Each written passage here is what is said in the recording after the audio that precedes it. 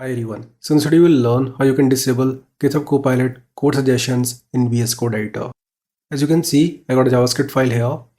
If I'll try to create a function here, let's say the function name is getAge.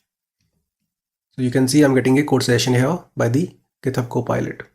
Now to disable it, we have to go to this file menu, preferences, settings, and here type Copilot completions. And here you can see it is set true. Simply click here to make it false.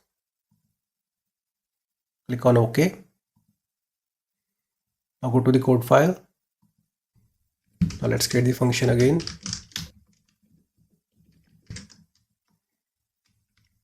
you can see the code suggestions are gone. So I hope you understood how to disable GitHub Copilot code suggestions in VS Code. See you in the next video. Have a nice day.